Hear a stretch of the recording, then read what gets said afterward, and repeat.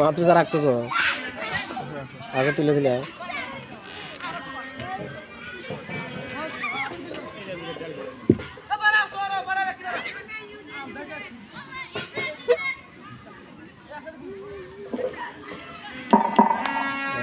ওকে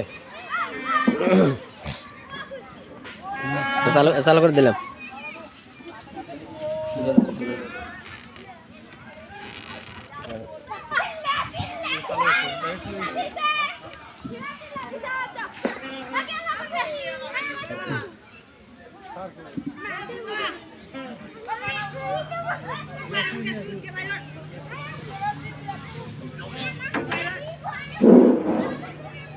السلام عليكم ورحمة الله وبركاته.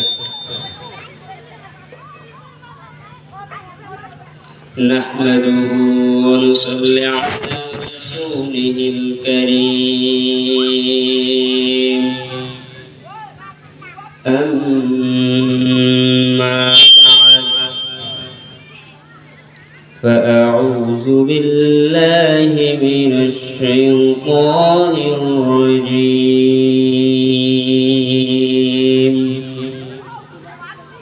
بسم الله الرحمن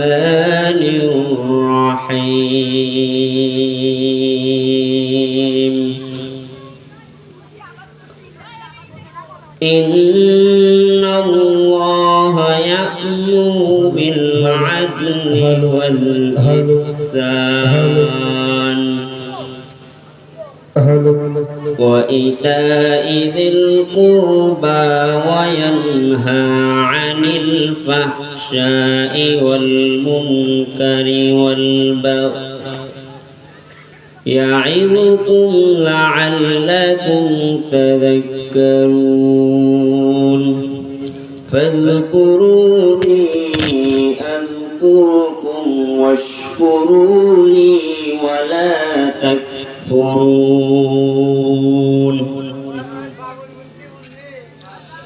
وقال رسول الله صلى الله عليه وسلم: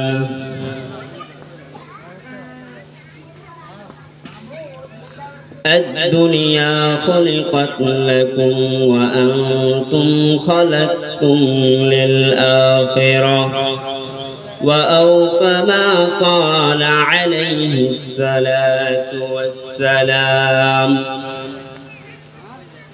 আলহামদুলিল্লাহ, আল্লাহ পাকের দরবারে লাখো কোটি শুকরিয়া যে মহান রব্বুল আলামিন মাগরিবের নামাজের পর ধারাবাহিকভাবে মাহফিলের কার্যক্রম শুরু করার তৌফিক দান করেছেন। সেই মাওলার উপর একবার শুকরিয়া আদায় করি, সবাই বলুন আলহামদুলিল্লাহ। নবী মুহাম্মদ সাল্লাল্লাহু আলাইহি ওয়াসাল্লামের উপর একবার দরুদ পড়ি, সবাই বলুন সাল্লাল্লাহু আলাইহি ওয়াসাল্লাম।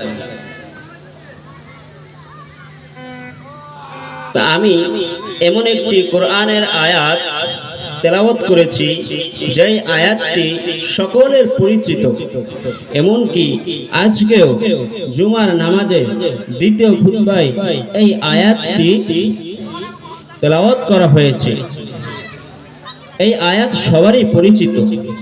কোরআনে পাকের মধ্যে এটি এমন একটি আয়াত যে আয়াতের মধ্যে আল্লাহ রাব্বুল আলামিন প্রায় সকল কিছু আদেশ করেছেন এবং এমন তিনটি কাজের আদেশ করেছেন এবং এমন তিনটি কাজের নিষেধ করেছেন, প্রায় ইসলামের যাবতীয় কিছু এর ভিতরে ঢুকিয়ে দেওয়া হয়েছে। এমন একটি আয়াত। এই আয়াতটি এত দামি এবং এত অর্থসম্পূর্ণ। এই আয়াত এমন একটি আয়াত যে আয়াতটি পূর্ববর্তী ফিকহবিদগণ, আলেমগণ গবেষণা করে এই আয়াতকে জুমার সানি খুতবাতে ঢুকিয়ে দেওয়া হয়েছে, যাতে এই আয়াতটি প্রত্যেক জুমায় দ্বিতীয় খুতবাতে তেলাওয়াত করা হয় আর এর উপর মুসলমানগণ আমল করতে পারে এবং প্রত্যেক শুক্রবারে স্মরণ করে এবং এর উপর আমল করতে পারে, এই জন্য আয়াতকে ঢুকিয়ে দেওয়া হয়েছে। আয়াত সর্বশেষে পাঠ করা হয় এবং এই আয়াতের পরেই মানুষজন দাঁড়িয়ে যায়, একটা পরিচিত আয়াত। তো আল্লাহ চাইতো এই আয়াতের উপরেই কিছু আলোচনা পেশ করব। আল্লাহ রাব্বুল আলামিন কোরআনে পাকে বলেছেন, ইন্নাল্লাহা ইয়া'মুরু বিল আদলি ওয়াল ইহসানি ওয়া ইতা'i যিল কুরবা ওয়া ইয়ানহা 'আনিল ফাহশা'i ওয়াল মুনকারি ওয়াল বাগই يعظكم لعلكم تذكرون فاذكروني أذكركم واشكروا لي ولا تكفرون।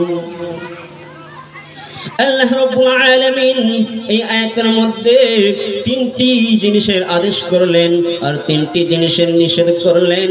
আল্লাহ রাব্বুল আলামিন প্রথমেই বললেন, ইন্নাল্লাহা ইয়া'মুরু বিল আদলি ওয়াল ইহসানি ওয়া ইতা'i যিল কুরবা।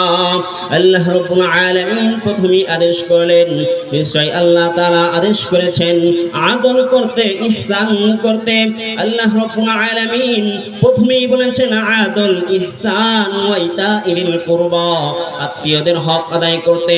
প্রথমে বলছেন ন্যায় করতে, তারপর ইহসান করতে বলেছেন, তারপর আবার বলেছেন আত্মীয় স্বজনের হক আদায় করতে। আল্লাহ রাব্বুল আলামিন তিনটি কাজের আদেশ করলেন, আবার তিনটি জিনিসের নিষেধ করলেন। ওয়ায়ানহা আনিল ফাহশাই ওয়াল মুনকারি ওয়াল বাগই, নিশ্চয়ই আল্লাহ রাব্বুল আলামিন আদেশ করেছেন অসৎ, অশ্লীলতা এবং অসৎ কর্মকাণ্ড এবং জুলুম করতে আল্লাহ রাব্বুল আলামিন নিষেধ করেছেন। يعظكم لعلكم تذكرون فاذكروني أذكركم واشكروا لي ولا تكفرون। আল্লাহ রাব্বুল আলামিন মানুষের জন্য বয়ান করেছেন, মানুষের জন্য আদেশ করেছেন, মানুষকে বর্ণনা করে শুনিয়েছেন যাতে মানুষ এর দ্বারা শিক্ষা অর্জন করতে পারে, যাতে এর থেকে মানুষ শিক্ষা গ্রহণ করতে পারে। মুসলমান বন্ধু আমার, খুব খেয়াল করে শুনবেন, মাইকের আওয়াজ যত দূর পর্যন্ত যায়, যে যেখান থেকে শুনতেছেন ও পর্দার আড়ালের মা ও বোনেরা একটু খেয়াল করে শুনবেন, মনোযোগের সহিত শুনবেন। আমি এই আয়াতের তাফসীর করব, আমি সরাসরি আয়াতের দিকেই চলে যাচ্ছি। আল্লাহ রাব্বুল আলামিন প্রথমেই বললেন, ইন্নাল্লাহা ইয়া'মুরু বিল আদলি ওয়াল ইহসান। আল্লাহ রাব্বুল আলামিন প্রথমে বলেছেন আদল, তারপর বলেছেন ইহসান, তারপর বলেছেন ওয়া ইতা'i যিল কুরবা ওয়া ইয়ানহা আনিল ফাহশাই ওয়াল মুনকার। মুসলমান বন্ধুগণ একটু খেয়াল করে শুনবেন। তাফসীর ইবনে কাসির সহ তাফসীরে মারিফুল কোরআনের মধ্যে এভাবে লিখেছেন, ইন্নাল্লাহা ইয়া'মুরু বিল আদল। আল্লাহ রাব্বুল আলামিন আদল করতে বলেছেন। তাফসীরের মধ্যে আদল শব্দের অর্থ লিখেছে সমান করা, ন্যায় করা, সমান করা। আদল শব্দের অর্থ হলো সমান করা। আর তাফসীরের মধ্যে আদল করেছেন তাফসীরবিদগণ ব্যাখ্যা করেন, এই আদল শব্দটার ব্যাখ্যা করে বলেন তাফসীরের মধ্যে আদল শব্দ আবার তিন প্রকার। তাফসীরবিদগণ বলেন আদল শব্দটাই তিন প্রকার। আদল শব্দের অর্থ হলো সমান করা, আবার এই আদলটা আবার তিন প্রকার। এক নাম্বার আদল হলো বান্দা এবং আল্লাহর মধ্যে আদল করা। দুই নাম্বার আদল হলো বান্দা নিজের সাথে আদল করবে। তিন নাম্বার আদল হলো বান্দা নিজে এবং পৃথিবীতে যাবতীয় জীবজন্তুর সাথে আদল করবে। আল্লাহ রাব্বুল আলামিন আদল করতে বলেছেন, ন্যায় করতে বলেছেন, সমান করতে বলেছেন। মুসলমান ভাইরা আমার, তাফসীরের মধ্যে আদলটা তিন প্রকার বলেছেন। এক নাম্বার আদল হলো বান্দা এবং আল্লাহর মধ্যে আদল করবে, বান্দার সাথে এবং আল্লাহর সাথে আদল হবে। বান্দা এবং আল্লাহর সাথে কি আদল হবে? আল্লাহ তাআলার ইচ্ছা আল্লাহ তাআলার আকাঙ্ক্ষা বান্দার আকাঙ্ক্ষার বিপরীত না হওয়া, অর্থাৎ আল্লাহ তাআলা যেটা আদেশ করেছেন তার বিপরীত বান্দা না যাওয়া, আল্লাহ তাআলার ইচ্ছা বান্দার ইচ্ছাকে অগ্রাধিকার দেওয়া, আল্লাহর ইচ্ছাকে অগ্রাধিকার দেওয়া। আল্লাহ রাব্বুল আলামিন বলেছেন যে আমার ইবাদত করো, বান্দা এর বিরুদ্ধে যাবে না, এটাও হলো আদল। বান্দা আল্লাহর ইবাদত করবে, আল্লাহ তাআলার ইচ্ছা বান্দার ইচ্ছা যেন বিপরীত না হয়, আল্লাহ যেটা বলেছেন সেটাই করতে হবে। আল্লাহর ইচ্ছাকে প্রাধান্য দিতে হবে নিজের ইচ্ছার চাইতে।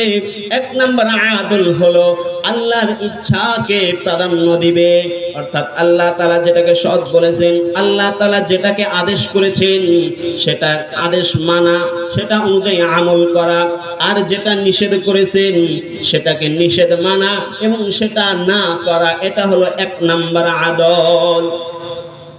মুসলমান ভাইরা আমার, আল্লাহ রাব্বুল আলামিন আদল করতে বলেছেন। এক নাম্বার আদল হলো বান্দার সাথে আল্লাহ তাআলার আদল। বান্দার সাথে আল্লাহ তাআলার আদল হবে বান্দার ইচ্ছাটা আল্লাহর ইচ্ছার বাইরে না যাওয়া, বান্দার ইচ্ছাটা আল্লাহর ইচ্ছার বিপরীত না হওয়া, বান্দার আকাঙ্ক্ষাটা আল্লাহর আকাঙ্ক্ষার বাইরে না যাওয়া, আল্লাহ তাআলা যেটা বলেছেন সেটাই করা, নিজের আকাঙ্ক্ষাকে মাটি দিয়ে আল্লাহর আদেশকেই মানা, এক নাম্বার আদল। মুসলমান ভাইরা আমার, দুই নাম্বার আদল হলো নিজের সাথে আদল করা।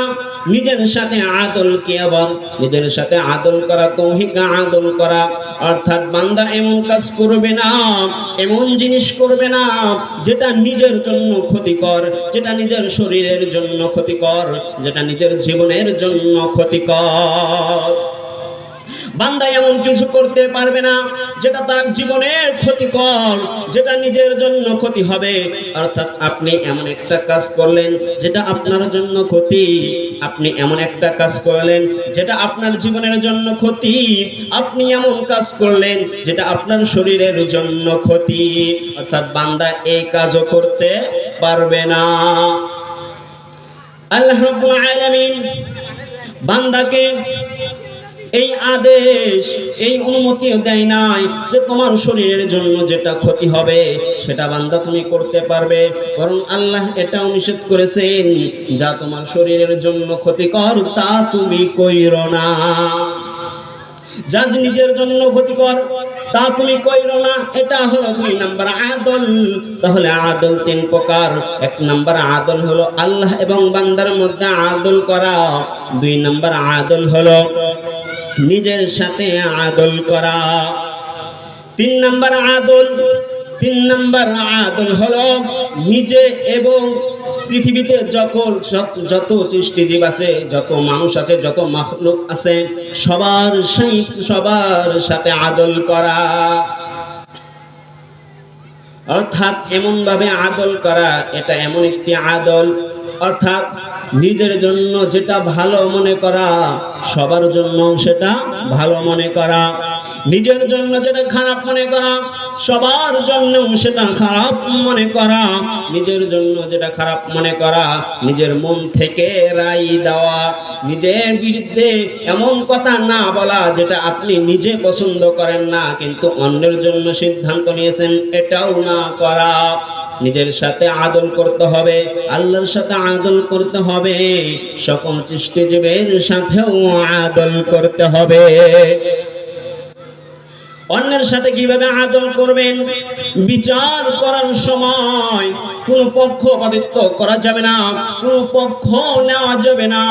আপনি মুরব্বী, আপনি নেতা, আপনি বিচারক, আপনি এমন ভাবে বিচার করবেন যেন বিচারটা সত্যের পথে হয়।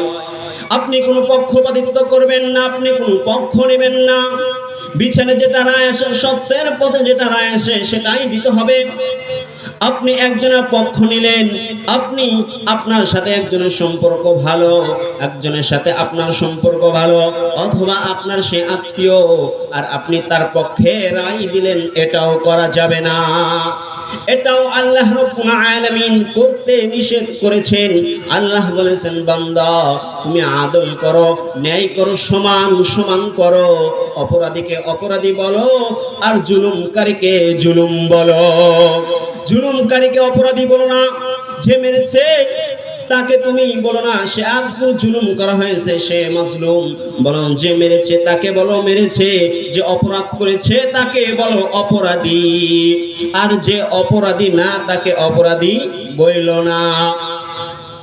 কিন্তু মুসলমান ভাইরা আমার দেশে আপনার দেশে কি হইতেছে? কয়জন বা আদল করতে পারে? দেশের কত বিচারক আছে যারা আদল করতে পারে? আদল আজ মানুষের মধ্যে নাই। মানুষ নিজের সাথেও আদল করে না, আল্লাহর সাথেও আদল করে না, আবার অন্যের ব্যাপারেও আদল করে না। মানুষ বড় নিমক হারাম, মানুষ নিজের সাথেও আদল করলো না, যেটা নিজের জন্য খারাপ সেটাও মানলো না, আবার আল্লাহর সাথে আদল করলো না। আল্লাহ বলল, বান্দা তুমি আমার ইবাদত করো, তুমি ইবাদত করলা না, এটা তুমি ইবাদত করলা না, তুমি আদল অমান্য করলা, আদল করলা না। আল্লাহ বলল, বিচার করার সময় ন্যায় বিচার করো, তুমি ন্যায় বিচার করলা না, এটাও তুমি আদল মানলা না। আজকে বাংলাদেশে আদল হয় না, ন্যায় বিচার হয় না। আজকে ন্যায় বিচার হয় না। যার টাকা আছে, যার পয়সা আছে, যার ক্ষমতা আছে, সে অপরাধ করেও যেতে, অপরাধ না করেও যেতে। আর যে গরিব, যে যার অর্থ নাই, যার টাকা নাই, যার ক্ষমতা নাই, সে মেয়ের মার খায়াও বিচারে যেতে না। এটাই হলো আমাদের বাংলাদেশ। আমাদের মাঝে আদল নাই। আল্লাহ রাব্বুল আলামিন বলল, বান্দা আদল করো। আল্লাহ কিন্তু আদেশ করেছেন, ও বন্ধু এই কথা আমার না, আমি নিজ থেকে এই কথাটা বলতেছি না, এই কথাটা আল্লাহ রাব্বুল আলামিনের।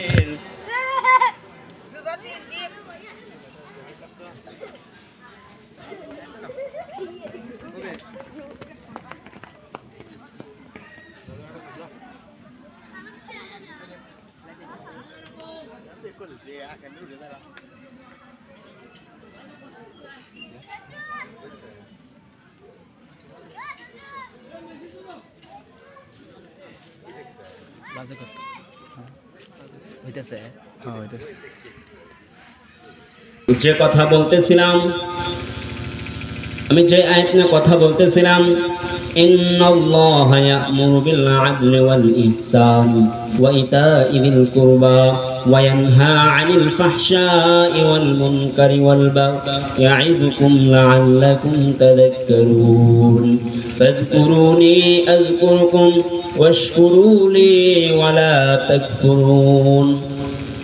মুসলমান ভাইরা, সূরা নাহলের 90 নং আয়াত। এই আয়াত এমন একটি গুরুত্বপূর্ণ আয়াত, এমন একটি গুরুত্বপূর্ণ আয়াত কিতাবের মধ্যে এসেছে।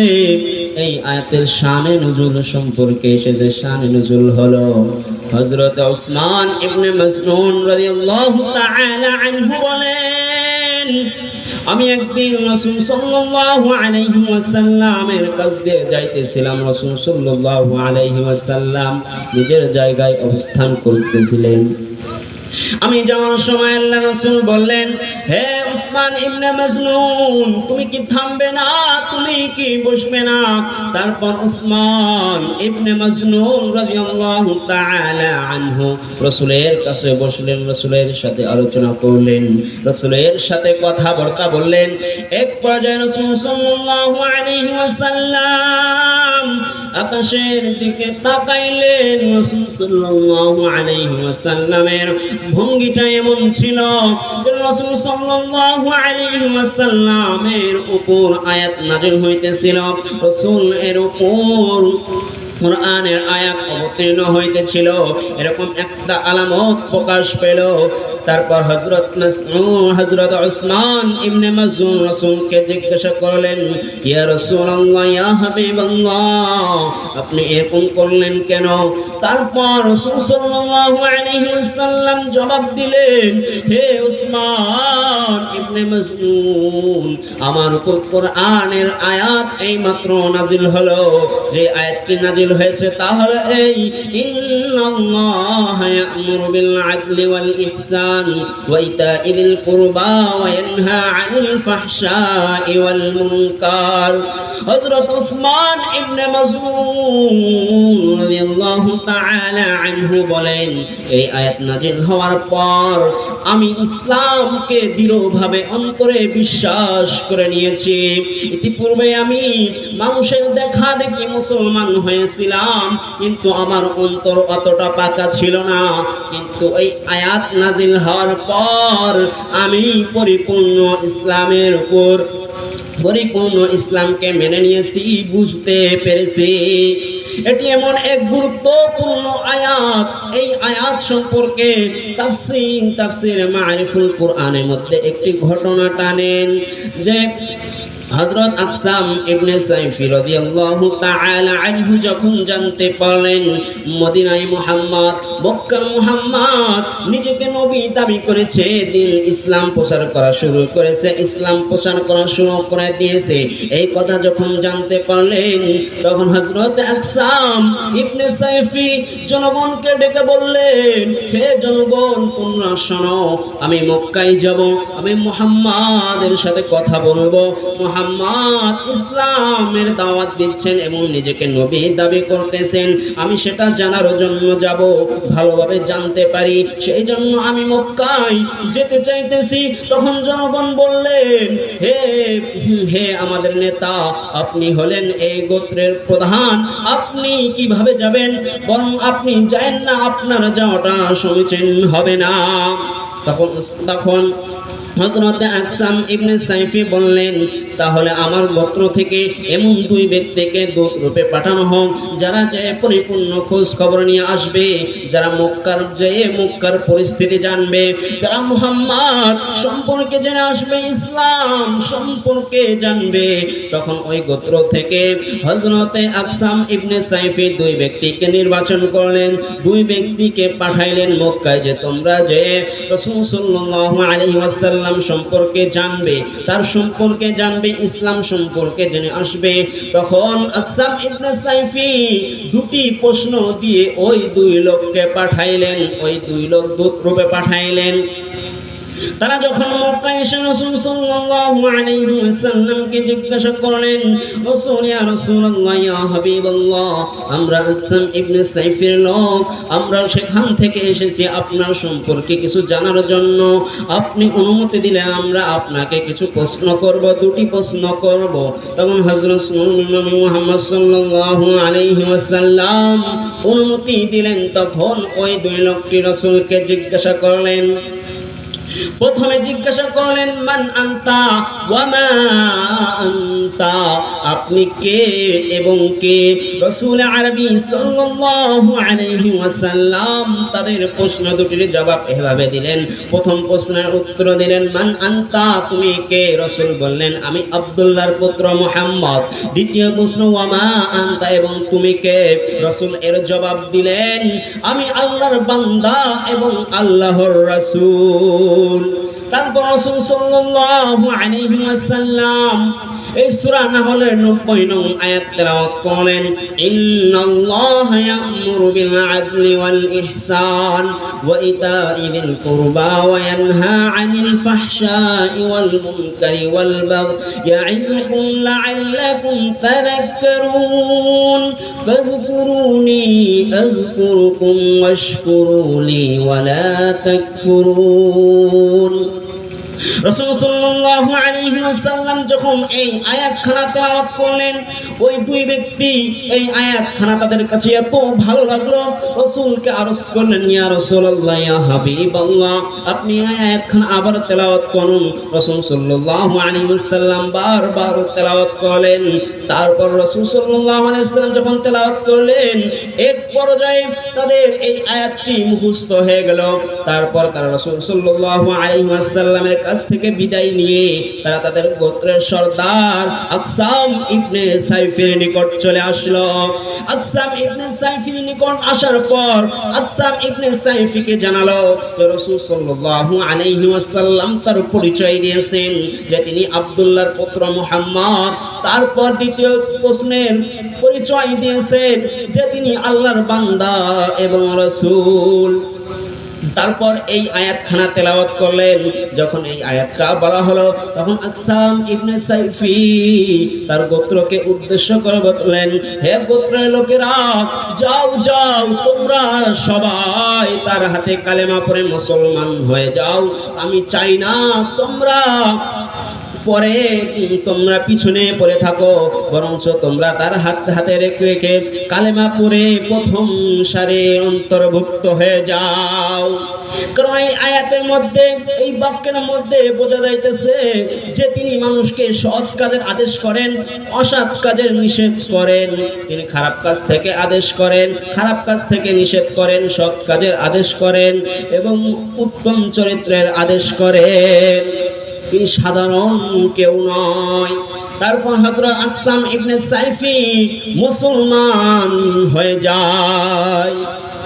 মুসলমান বন্ধুগণ, এই আয়াতখানার ভিতরে আল্লাহ তাআলা এত কিছু বলেছেন। এই আয়াতের ব্যাখ্যা অনেক লম্বা। মুসলমান ভাইরা আমার, আমি প্রথমে ইন্নাল্লাহা ইয়া'মুরু বিল আদলি, আদলের ব্যাখ্যা করেছি। ইন্নাল্লাহা ইয়া'মুরু বিল আদলি ওয়াল ইহসান। এইবার শুন ইহসানের ব্যাখ্যা করি। ইহসান অর্থ কি? ইহসানের আবিধানিক অর্থ হলো কি? উত্তম, সুন্দর, ভালো। ইহসান আবার দুই প্রকার: সুন্দর করা, চরিত্র সুন্দর করা, কাজকর্ম সুন্দর করা, অভ্যাসকে সুন্দর করা, এক নাম্বার। দুই নাম্বার হলো অন্যের সাথে সৎ আচরণ করা, অন্যের সাথে উত্তম ব্যবহার করা।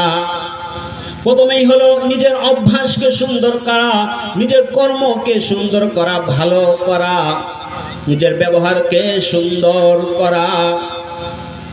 আল্লাহ প্রথমে আদেশ করেছেন আদল সমান করতে, দ্বিতীয়তে আবার আদেশ করেছেন ইহসান করতে। আদল, আপনাকে একজন মেরেছে, আপনি তাকে মারতে পারবেন? তো আল্লাহ রাব্বুল আলামিন প্রথমে আদল করতে বলেছেন, তারপর ইহসান করতে বলেছেন। মুসলমান ভাইরা আমার, তারপর বলেছেন ওয়া ইতাইল কুরবা, আত্মীয় স্বজনের হক আদায় করতে। ওয়া ইতা দেওয়া, ওয়া ইদাইল কুরবা, আত্মীয় স্বজনকে দেওয়া। কি দেওয়া এই আয়াতের মধ্যে নাই। আয়াতের মধ্যে বলা হয়েছে আত্মীয় স্বজনকে দেওয়া। কি দিতে হবে এই কথা আয়াতের মধ্যে উল্লেখ করা হয় নাই। তো মুফাসসিরগণ তাফসীরের মধ্যে লিখেছেন যে আয়াতের অর্থ, সারমর্ম, এর ব্যাখ্যা হলো যে আত্মীয় স্বজনকে আর্থিকভাবে সহযোগিতা করা, তৌফিকভাবে সহযোগিতা করা, অর্থ সম্পদ দিয়ে সহযোগিতা করতে হবে, অসুস্থ হলে দেখাশোনা করতে হবে, তাদের সাথে সুন্দর আচরণ করতে হবে, তাদের মাঝে আপনার মাঝে কথোপকথন করতে হবে, কথার মাধ্যমে তাদের হক আদায় করতে হবে, তাদের সাথে ইহসান করতে হবে, তাদের আর্থিকভাবে হক আদায় করতে হবে। আবার আল্লাহ রাব্বুল আলামিন এই হলো তিনটি আদেশ করেছেন, আর তিনটি নিষেধ হলো ওয়ায়ানহা আনিল ফাহশাই ওয়াল মুনকারি ওয়াল বাগ, অসৎ কর্ম, অশ্লীলতা করতে নিষেধ করেছেন এবং জুলুম করতে নিষেধ করেছেন। আল্লাহ রাব্বুল আলামিন আমি যেটুকু বললাম এর উপর আমাকে এবং আপনাদেরকে সকলকে আমল করার তৌফিক দান করুন। আমিন। ওয়া আখিরু দাওয়ানা আলহামদুলিল্লাহি রাব্বিল আলামিন।